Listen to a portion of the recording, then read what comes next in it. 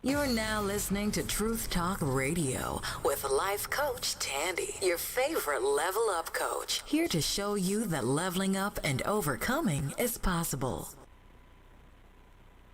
Truth Talk Radio is sponsored by Made with Love Juicery. Made with Love Juicery has all natural raw vegan cold pressed juices, smoothies, and wellness shots, which you need right now. So go to Instagram at LoveJuice8 and get your wellness shots today. Truth Talk Radio is sponsored by Champagne's 21, the best bar and restaurant located in the heart of Germantown at 21 East Shelton Avenue. If you're looking to order some of the best food in Germantown, call 215-849-7366 for orders. That's Champagne's 21 Bar and Restaurant, the best bar and restaurant in Germantown. Hey everybody, this is Life Coach Tandy, your favorite level up coach, and we're here today on Truth Talk Radio and have an awesome guest today. Today we're going to talk hair and entrepreneurship as a black woman, right? But before we get started, it's still a couple of things going on in the world that's kind of a little crazy, right? And causing more protests and riots. So on my way here, I was listening to Patty Jackson on WBHS, and she was talking about the incident that happened in Atlanta with the guy that got killed in Wendy's parking lot over the weekend. So they charged, yeah, you didn't know that?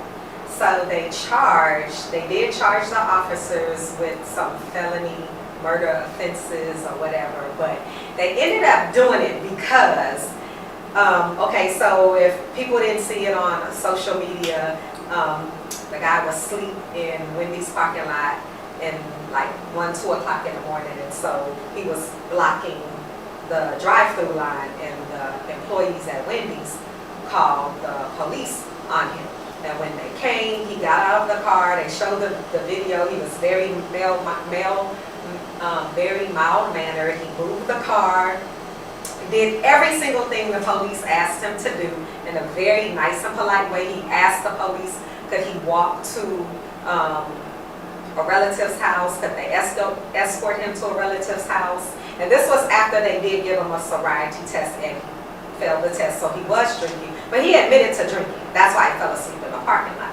But he asked, he wasn't driving, and they asked, could they allow him to walk, could he walk to a relative's house? He was thinking of everything in the book, just don't take him to jail. However, they went to handcuff him, and once they went to handcuff him, a little tussle started.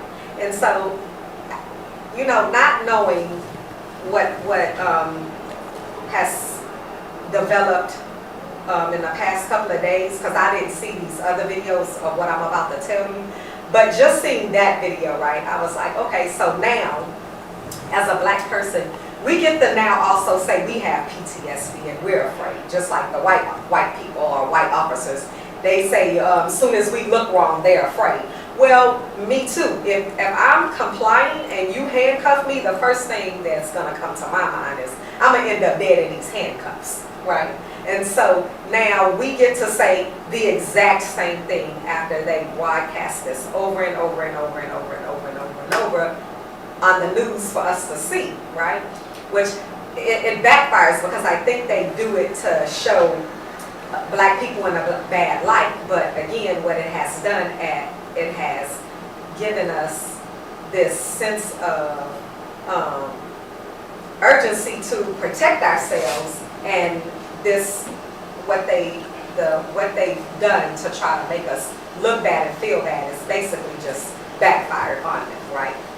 So not knowing that later after the tussle, right? So they tussle, they tase him, he takes the taser and runs, right? And there's another officer, the officer tries to tase him. But the officer that got the taser taken from him pulls out his gun and shoots him in the back 2 times. And so someone else has given footage of the officers kicking him after he was down, and the other officer with his foot on his shoulder.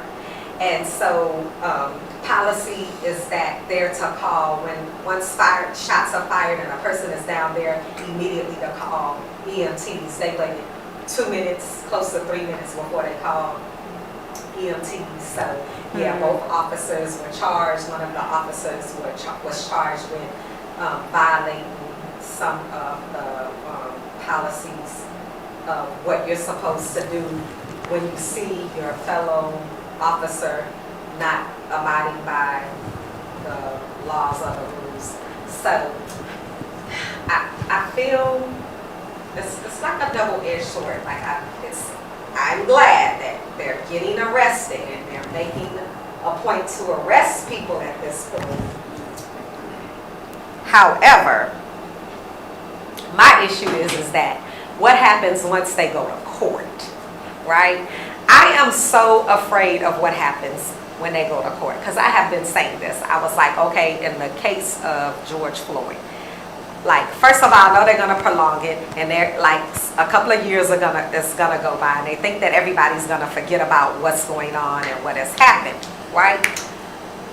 But if these people go to jail and don't get convicted, this whole world is going to go straight ballistics. Like, they haven't seen anything of what they've seen for the past 16 days now. It's been 16 to 17 days, right? They haven't seen anything compared to what's going to happen if people don't get not just convicted, but go to jail and serve time for these crimes. Though I honestly feel like this is when the revolution will start. I honestly feel like this is when.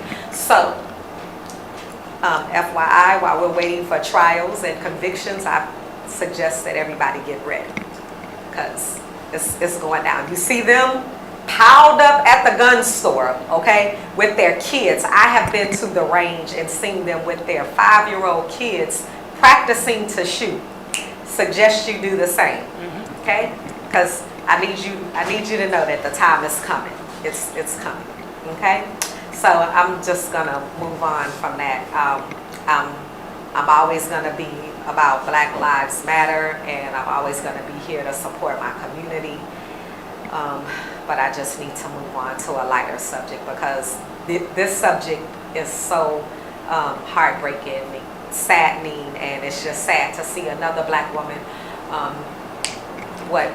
3 weeks barely after George Floyd, on television talking about, you know, how her daughter is not going to have the father, and his employers talking about what a good man he was, and family breaking down. Like, I can't. I'm going to just shut down from it for a little while. So when we get back, I'm going to have my special guest come on, and we're going to talk business, and then we're going to talk hair care.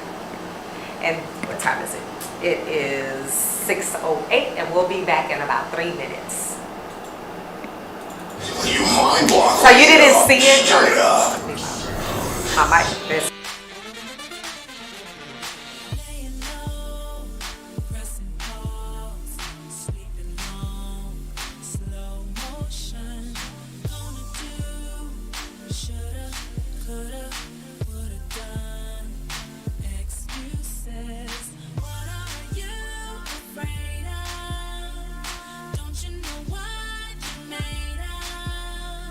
One of God's greatest creations.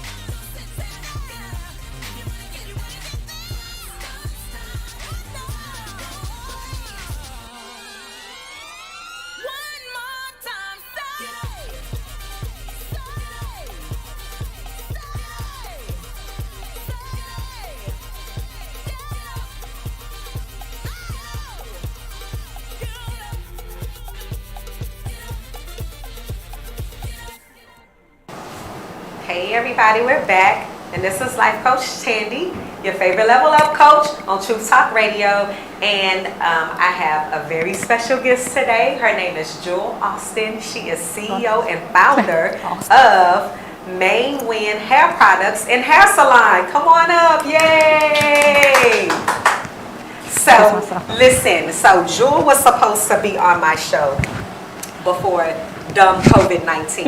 Yeah. Like, she was supposed to be on my show the very first month of my show, but it kind of went up in haywire afterwards, right?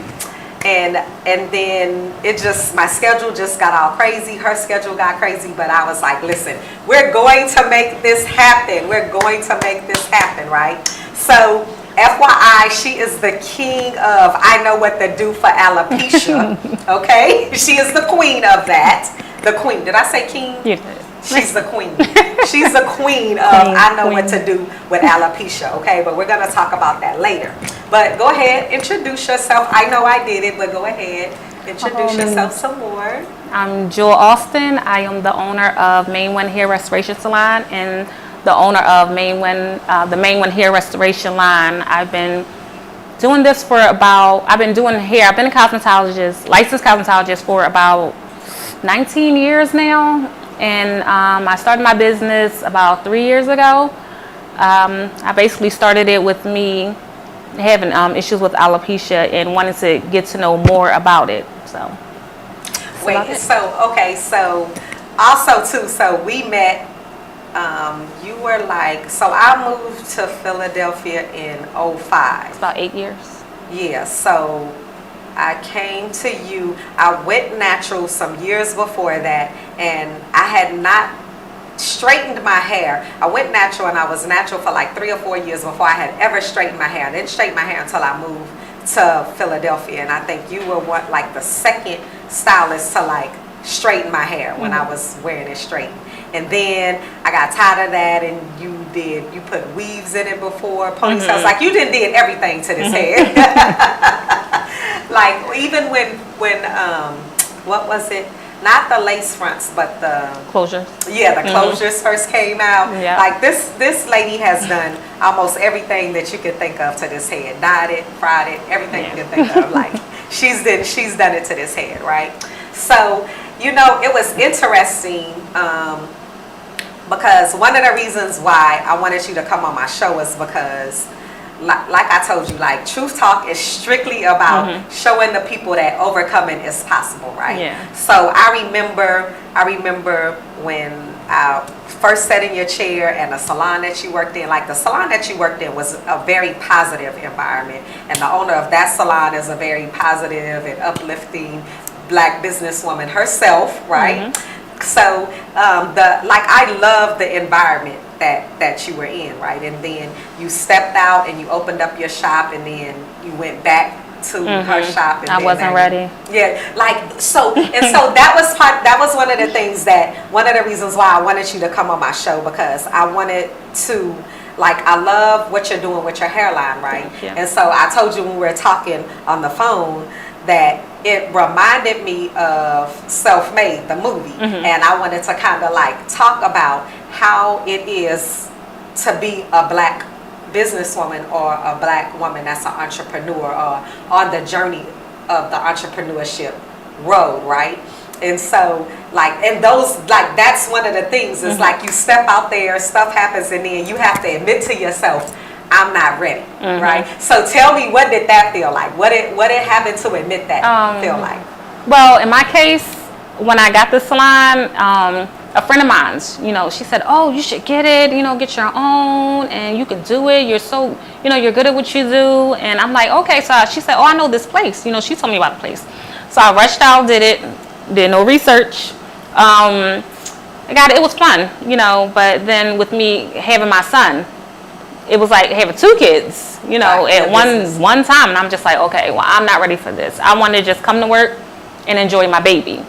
So that's, and it was basically with me working in the salon opposed to having the salon. 2 different things. It's, oh my gosh, 2 different things. You know, you go to work and you go to work and do your clients, leave and go home. Right.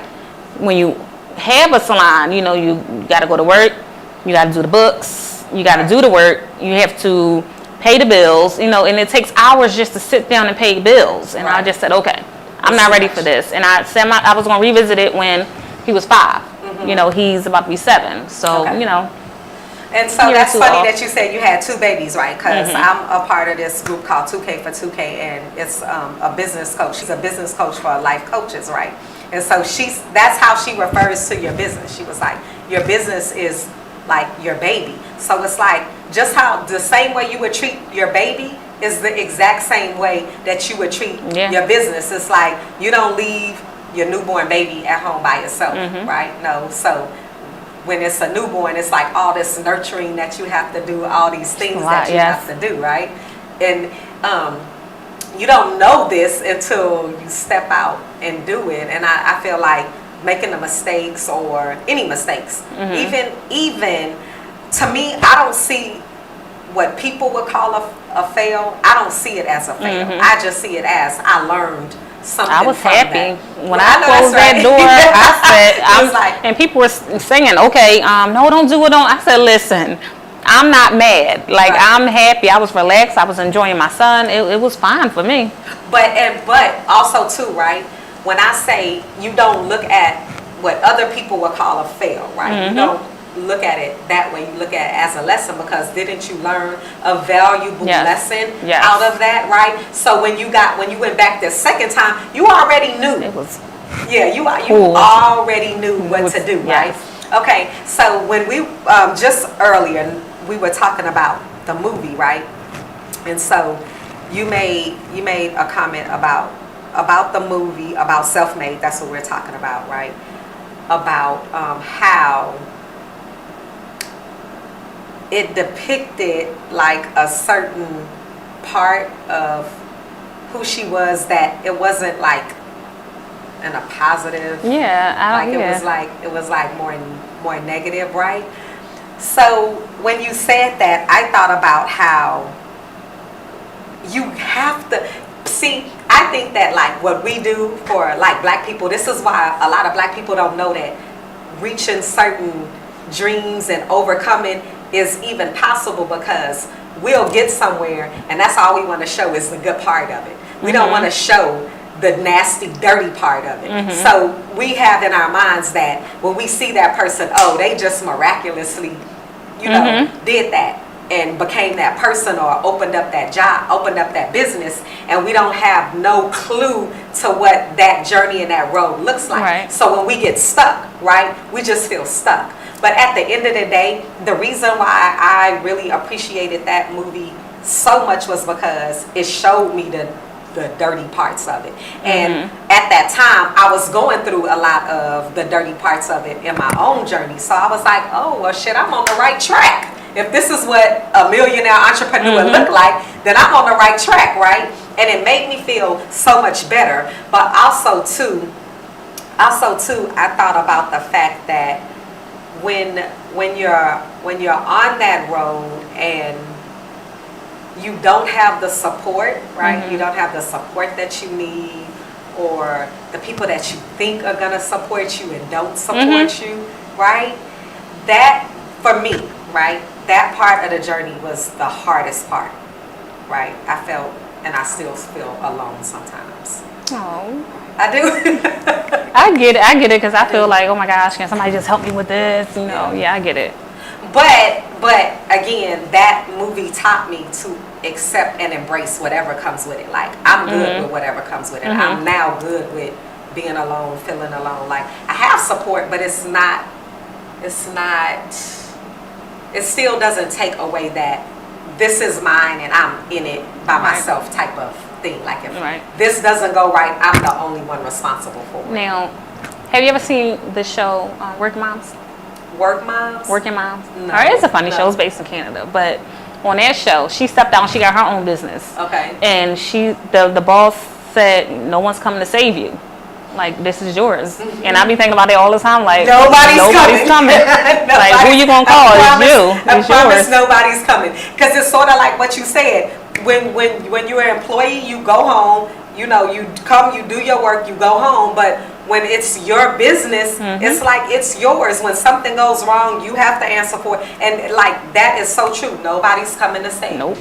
Nobody's coming at all. So, but would you still be like, even though knowing all of this, like even after, like at the end of Self-Made or whatever, and I seen everything that she went through, I still felt like so inspired, right? And I still was like, well, I don't even care now that if this is part of the journey. Like I don't care. I'm not going back. I'm not going back to CareLink.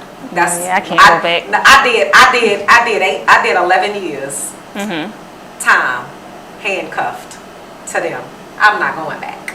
Yeah. I'm not going back. So I love it. Yeah, I love it now. Yeah, but it's like you had to get to a place to where, like, no, that was seriously just going back and then coming back. That was just a part of the journey, right? That was just the way to show you how to do it better the next time, right? Because you seem like more than ready now. Yeah, I was ready. The first time, I'm waiting weeks for the inspector. I call him too late, and to come out and open us up. Give you the actual blue stamp to open up. And this time, he's like, "Oh, hey, we're ready." I'm like, "Oh, okay, like let's go." Like I was, they were waiting for me. I'm like, "Okay, cool." But I'm saying, like in here. Like in here, like your whole everything's good. It's different. I can say that it's different from like the that first time. I can tell that it's different. So it's like you, like even like when I see you on Instagram, like Instagram really wasn't popping in. When I see you on Instagram and stuff like that, it's just like you have this whole different. It's fun, right? It is fun, right? Even that's what I'm saying. Like even with the bad crap that comes with it, it's still so much fun. Like I wouldn't change. Like being on this journey since last year and getting to the point where I could accept the things that aren't fun that come with it, I still would prefer this journey along with those things that are not fun. Yeah. Right. It overweighs the fun, the good things about it overweighs the things that don't that don't come along. I mean that you don't really like with it, right? But I mean that's with anything though. Yeah. It's not gonna be fun all the time. Yeah, it's not gonna be fun all the time. So tell me, like, when you decided to come back, right? Because it took you a minute. Like you actually started the hairline before you opened up the salon, right? Yeah. So what was that like, starting the hair care first? With the hair care line, I started because I went to dermatology. I went to 3 different dermatologists, and over the years, the first one, it was a guy, a man, and I'm thinking, he just said, "Oh, just casual, like, oh, just stop wearing the wigs," and well, not the wigs. I'm sorry, they weren't out then. Stop wearing the wigs, and just take the tension off your hair. I'm like, well, he doesn't know what he's talking about. That's a man, like, okay. So I still proceeded on doing whatever I used to do, and a couple years later, more hair still coming out. I went to a different dermatologist. Was this all over? Like, no, it started. Edges. My edges. No, I had edges for a long time. My edges didn't start thinning until I was constantly wearing the wigs. When I started just constantly wearing the wigs, and that's why I had to educate myself more on what not to do. So the last dermatologist that I went to, she was in and out the room. She asked me what the last dermatologist said. The second one, I told her. She said, "Oh, well, that's what you have," and they wanted to give you antibiotics. 2 pills a day for 90 days. When they're done, you have to refill again and take another regimen of 2 pills a day for 90 days. I can't. It was an antibiotic for inflammation. No. And I said, I can't do that my whole life. I'm like, hey, no. That doesn't even make sense. No. And that's what they were recommending that you do. Yep. Oh my God. Yep. Antibiotics every day. And I'm just like, okay, no, I have to stop this. And I'm not good at taking pills anyway. So what I did was I did my research, and I put stuff together. What goes with this and this and this. And it took a little while. I had to sit in for a while. And I'm just like, okay. Like, my assistant, she took a picture of my hair. I didn't know it was that bad. I started crying. Like, oh my gosh, I did not know it was that bad. Because it was like parts that you couldn't really see. Yeah, in the top, So she took pictures of it. She took pictures, and I said, all right, I got to start this stuff. Like, I got to actually make it. So I made it. I used it on myself. I used it on my sister's girlfriend. Wait. So you, like, just researched different products, or different all natural products, and figured out what to put together to stop the alopecia. Will not stop it. Once you have alopecia, it's an ongoing process. It's not going to stop. You just have to. You can regrow your hair, but the process is once you're doing what you're doing to regrow it, it's lifelong. Once you stop, it's going to go back to the hair falling out again. Wow. Because it was already going to be falling out. Okay. So that's why I created it, because I wanted to educate people in the beginning, because it is a point of hair loss where it doesn't turn into alopecia. Okay, so it's different stages. Yeah. Like it's a stage that you could get to prior to alopecia. Okay. Yeah. All right. Like if you see a little thinning, just stop what you're doing. Just stop for a while, on that spot. Just stop. And with me, it's hard, and it's going to be hard for my hair to come back to the way it was, because I had it for so long.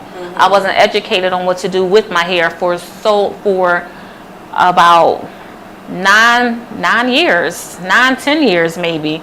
So you're going to be losing more and more hair. The more hair you lose, the less hair is going to come back. What? Yes. Yep. So so let me make sure I'm understanding this. So you go to the dermatologist, and they're not recommending like a hair care regimen or nothing. They just basically tell you to take antibiotics for the rest of your life. I didn't even get a shampoo. They just wanted. They didn't talk to me about any injections. Nothing. They just gave me the prescription. Okay, so at what year were you in when you decided to? Oh gosh, this was do the research. This was maybe 2000, and I had my son, so I started doing the research about 2000. 3 years. We're in 2020 now, so probably about 2016. Okay, so after you do the research and you put a product together, right? This was just something you just mixed up in your kitchen, and then you started putting it on the spots? Yeah, I used it on my hair first. Okay. The shampoo, I made a deep cleanse shampoo. Like, I called it a pre-treat before, but then I just turned it into a whole shampoo. Okay. Then I used a moisturizing shampoo and then a conditioner. So yeah, I put it on there. In 2 weeks, it was like there, like the hair was coming back and coming back and coming back. It was magical. It was magical. So I used it on my sister's girlfriend, and her hair. She didn't really have issues with her hair, but it just made her hair look super shiny and soft. It was awesome. And started using it on my clients. And of course, over the years, you have to tweak stuff, because it is all natural. So I've lost batches and. From it being all natural, and it's like, okay, you didn't preserve this the right way, and hundreds of dollars down the drain, because I try to use the best ingredients I can find, the best oils, the best herbs, everything that I can find that's like top notch. I don't really deal with ingredients that are like cheaper. If it doesn't smell the way it should smell, I'm not using it. Okay, so how did you decide before you like actually got it bottled and labeled? And like, so you were putting it together, and then you were using it on you and like people that you knew, right? So then, how did you get to the point that you were gonna get, bottle it and well, one of my clients, the spice drops. Yes. One of my clients was like, "Oh, can I have some of this or whatever?" Because I used it on her hair. Before, and she was like, "I really like this. Can I have some?" And I'm like, "Sure," because that's the type of person I am. I'm a giver. So I'm like, "Sure." I poured it in another bottle, gave it to her. And then another client, "Oh, listen, this stuff costs a lot of money. Okay, just to make the oil, it's hundreds of dollars. Like right. it's So I'm like, okay, I can't keep giving this away. So a couple of them said, "Oh, I'll buy it." So I started with the drops for sale. I had just the drops for sale for a long time, probably for like a year. And then I went into the shampoo and conditioners. So are the spice drops like the original ingredients that you were using on your hair before you bottled it and started to? Yes, I added, when I went to trichology school. I want to talk about that too. Yeah, I added a couple more in there. Because, honey, those spice drops, let me tell you, So I probably was on my road to alopecia because of wigs, the thinning around my edges. Like I didn't have none, and it's been about 2 weeks since I got my hair braided. Now I was using the spice drops before I got my hair braided, but the thing was that I was only able to apply it like once a week, twice a week, and it wasn't like every day and night. It was just like, you know, whenever it would come off before I put it back on, I would put the spice drops on. But since I got my hair braided, so last week made like a week and a half, and I got my hair braided, and I've been putting the spice drops for in the morning and in the evening, and at the end of the week, like hair just like there. I was like, wait a minute, what? I still got this one little spot right here that's acting difficult, but everywhere else I was like, oh, I really like it. Really came back in like a week and a half. Well, that's awesome. Like I really had, like I could see them. I was tripping. I had someone tell me that they stopped using it because they got scared because their hair was growing too fast. Lies. They got scared. I said, oh, I mean, I think that's a compliment. Thank you. Thank you. Like they stopped using it because their hair was going. Yeah. So, because I was like, maybe I need to like put it all over. You can actually. But I've been put drops savoring in it your for these hands. raggedy edges, girl. Just put it through your hair like that. Okay. Yeah, because it's lightweight. You know, I don't put any heavy oils. Castor oil, no. Okay, so what other products besides? So you made a shampoo, a conditioner, and the spice drops. So these were the three main things that you were using on yourself, and then started using on other people, right?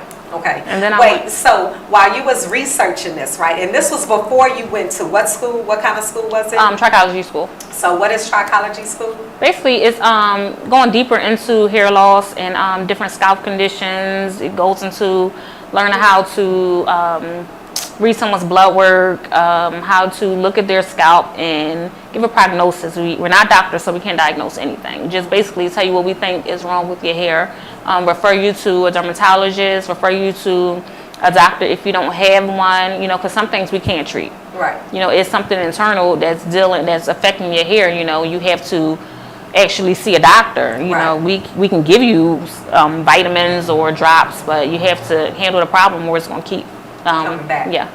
If you don't handle it internally as well, right? Yeah. Okay. So when you went to trichology school, did they also tell you how to like put different ingredients together to? No, I almost got kicked out of school. Why? Because they had their own hair restoration line as well for the school. Okay. So I sold out. Basically to my classmates, and they were like, "No, ma'am, don't come here with that no more." It was an accident. Somebody told on me. It was an accident. They was like, "Oh yeah, look, she has her own prize," and they were like, "Oh, well, you can't do that here." I'm like, "Oh, I didn't know. Okay, sorry." What? So, God saved me right there. Yes, so I almost got kicked out of school. That is crazy. But I mean, anyway. Okay, so you were doing this before you went to the school, right? So then how did you decide to mix it, like amp it up a little bit, like to make it?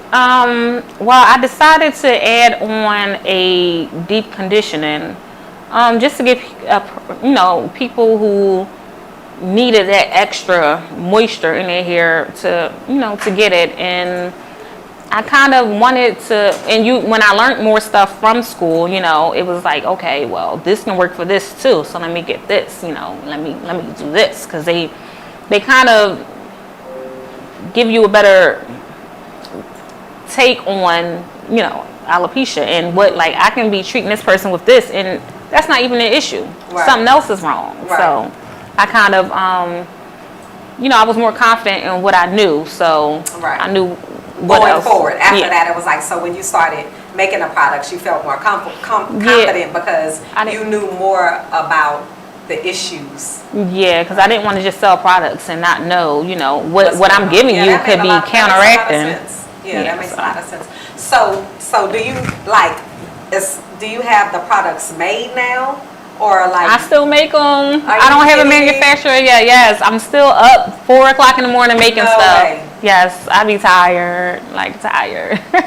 Are you serious? I bottle everything, I mix everything, I label everything. It's all done by me. Everything. Wait, cause like you seriously like sell this stuff, like off the shelf. Like people be buying it off the shelf when they come in your salon. Yep. And so you're still at home making them yourself. Yep. Wow. Yeah, I be tired. Well, of course. Well, of course, because so I saw on Instagram you were talking about a product that in your mind you kept saying I'm not gonna sell it anymore, but then God was like, yes, ma'am, yes, you are. My shampoo, the shampoos and conditioners. I always say, well, not always, but every now and again I'll be like, all right, I'm gonna just focus on the drops. Like I'm not gonna do the shampoo conditioner, and then somebody will call up, hey, I need 3 bottles of shampoo, I need 3 bottles of conditioner. I'm like, oh gosh. All right, let me make some up. Like then I have to make it. And, like every time I say I'm gonna just chill, guys, like he gives me a sign like no. Okay, so why would you want to stop it though? Like, I was tired. It's a lot, like just working. You got the child, a business now, and now you got to go home after. Well, when we were allowed to do 16, 17, 20 clients a day, I still got to go home and make drops, and then get up and get him ready for school in the morning. So I'm just like, all right. Well, sometimes I just like, all right, I'm just focus on the drops. So have you looked into like a different avenue on trying to get help with it? No, I'm always, I can do this myself. I'm learning though to like step back because I have nieces, I have my nephews. They help me bottle, put labels on stuff before, and I'm like, okay, let me try to ask people. I don't really try to ask people to help. So you literally just go home and do it all by yourself? All by myself. My son will come downstairs and say hi, and that's it. That's it. That's amazing though. Thank you. That's amazing because like going back to what we was talking about being an entrepreneur, like honestly that's what it takes. The belief in yourself, in your product, the work, in order for this to work, you have to say to yourself, I'm willing to do anything.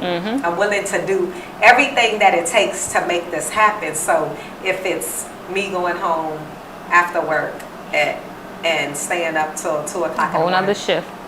Because I think that's just the stuff that happens in the beginning part of the journey. When you put all that in, like the payoff that we can't see at the end is like so amazing, right? So it's definitely going to come to a point to where you won't have to do that anymore. I know. Because like this stuff is literally selling off the shelves. Like make these products, you take them in your salon and you put them up on a shelf, and then in a couple of days your shelf is empty, right? Yep. Yes. And then so like I also saw on Instagram that when especially like during the beginning of COVID, like people were like blowing your phone up talking about, I was one of them. I was like, excuse me, ma'am, but I need all 3. I need conditioner, I need shampoo, and I need the drops. Can you come to McMahon Street like ASAP? Yeah, I was running around that day. Yeah, I was running around that day.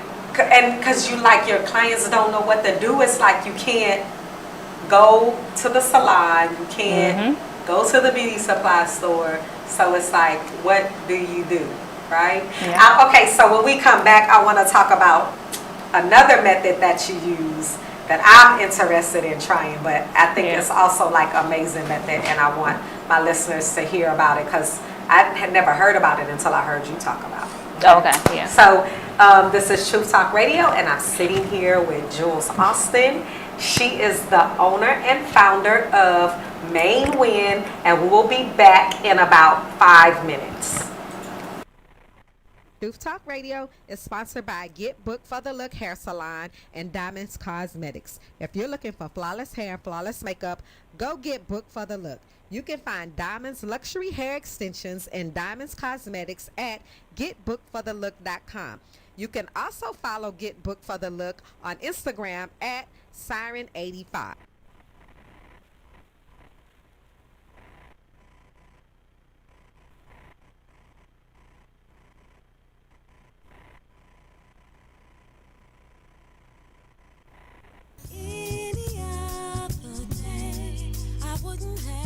dealt with this situation this way.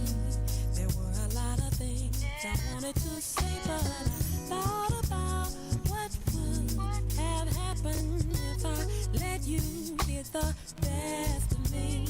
No way. And now I can truly say that I was a bird on the ground. Yes, I was. Legs to get around. I was a piano out of tune, but I've been turning around. Tell you how I know places I used to go. Don't even know no more, 'cause I can fly now, and the song I play lets me know I changed. Never mind what you heard, I'm not the same. Somewhere, somehow, some way, I reverse the way I do things. I know it ain't worth all the tug of war with you to prove I'm stronger.